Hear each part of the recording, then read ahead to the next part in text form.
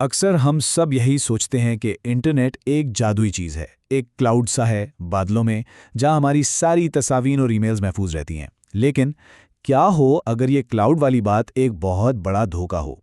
क्या हो अगर हमारा पूरा डिजिटल वजूद, हमारी पूरी दुनिया समंदर की गहराई में बिछी चंद नाजुक तारों पर टिकी हो?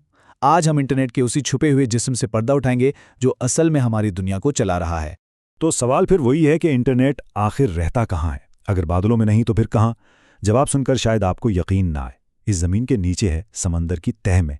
और ये इतना नाजुक है, इतना कमजोर कि सिर्फ एक गलती पूरी आलमी मईशत को घुटनों पर ला सकती है। चलें देखते हैं कि ये कैसे मुमकिन है। 97%। जी हाँ, 97%। ये कोई छोटा नंबर नहीं है। इसका मतलब ये है कि हमारी तमाम बैनुल-अक़वामी कम्युनिकेशन, यानी जो भी डेटा एक मुल्क से दूसरे मुल्क जाता है, वो सैटेलाइट से नहीं बल्कि समंदर की तह में बिछी इन्हीं केबल्स के जरिए सफ़र करता है।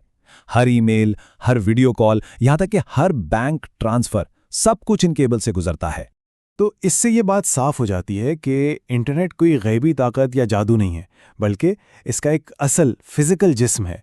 एक ऐसा जिस्म जो फाइबर ऑप्टिक केबल्स के जाल पर मुश्तमिल है, जो हमारी दुनिया को आपस में जोड़ता है। और जैसा हर जिस्म के साथ होता है, इसकी भी कुछ कमजोरियां हैं। कुछ ऐसी जगह जहां सिर्फ एक चोट, एक हमला सब कुछ तबाह कर सकता है। तो आखिर ये कमजोरियां हैं कहाँ? इन्हें हम कहते हैं दुनिया की डिजिटल शहरग, यानी वो जगहें, वो पॉइंट्स जहां हमारी पूरी डिजिटल दुनिया की जिंदगी और मौत का फैसला होता है।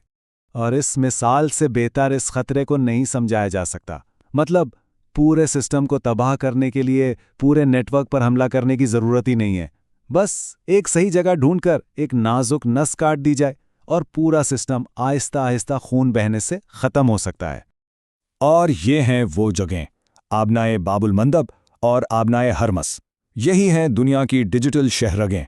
जरा सोचिए, 3 बड़े आज़मों यानी यूरोप, एशिया और अफ्रीका का सारा डेटा इन 2 तंग समुद्री रास्तों से गुजरता है। अगर यहां जरा सा भी कुछ गलत हुआ ना, तो इसके झटके पूरी दुनिया महसूस करेगी। तो चलिए एक लम्हे के लिए सोचते हैं कि अगर कोई इन केबल्स को काट दे तो क्या होगा। यकीन कीजिए, यह सिर्फ इंटरनेट स्लो होने की बात नहीं होगी। ये एक ऐसी आलमी तबाही का सिलसिला शुरू कर देगा जिसे हम डिजिटल तबाही के 5 डोमिनोज कह सकते हैं, जो एक के बाद एक गिरेंगे।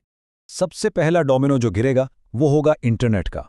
बड़े आज़मों के दरमियान राब्ता तकरीबन खत्म हो जाएगा और कई इलाकों में मुकम्मल ब्लैकआउट हो जाएगा। इसके फौरन बाद दूसरा डोमिनो गिरेगा।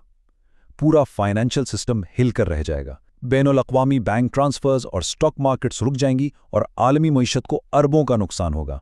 फिर क्या होगा? सप्लाई चेन मफलूज हो जाएगी। कार्गो ट्रैकिंग सिस्टम बंद, बंदरगाहें जाम और आलमी तिजारत ठप। और बात यहां खत्म नहीं होगी, सिक्योरिटी का निज़ाम टूट जाएगा। ममालिक के दरमियान फौजी और इंटेलिजेंस राब्ते कट जाएंगे, जिससे एक बहुत बड़ा आलमी बहरान पैदा हो सकता है। और आखिर में वो तमाम सर्विसेज जिन पर हमारी रोज़मर्रा की ज़िंदगी चलती है, क्लाउड, सोशल मीडिया, स्ट्रीमिंग, सब अंधेरे में डूब जाएंगी। बिल्कुल अंधेरा। ये सब कुछ देखकर एक बहुत ही परेशान कुन हकीकत सामने आती है। हकीकत ये है कि हमारी पूरी जदीद तहजीब, हमारा पूरा लाइफस्टाइल एक ऐसे निज़ाम पर खड़ा है जो सोच से भी ज़्यादा नाजुक है। 500 से भी ज़्यादा। पूरी दुनिया में समंदर के नीचे 500 से ज़्यादा इंटरनेट केबल्स बिछी हुई हैं। सुनने में तो ये बहुत बड़ा नंबर लगता है ना? ऐसा लगता है कि सिस्टम बहुत मजबूत है, बहुत लचकदार है, कि अगर 1-2 केबल्स कट भी गई तो क्या फ़र्क पड़ेगा। लेकिन असल कहानी कुछ और है। असल में ये मजबूती सिर्फ एक धोखा है। सही है, हमारे पास 500 से ज़्यादा केबल्स हैं जो पूरी दुनिया में फैली हुई हैं, लेकिन इनमें से ज़्यादातर केबल्स सिर्फ 2 जगहों पर आकर इकट्ठी हो जाती हैं। सिर्फ 2 तंग समुद्री रास्ते। तो ये एक ऐसा निज़ाम है जो बाहर से तो बहुत ताकतवर दिखता है, लेकिन अंदर से ये कच्चे धागे से बंधा हुआ है। और ये सब कुछ हमें एक आखिरी और शायद सबसे अहम सवाल पर लाकर खड़ा कर देता है। जब पूरी आलमी माईशत, हमारी पूरी दुनिया की शहरग समुंदर की तह में पड़ी चंद केबल्स पर मुनहसिर हो, तो हमारा मुस्तकबिल कितना महफूज है? ये एक ऐसा सवाल है जिस पर हम सबको सोचने की जरूरत है।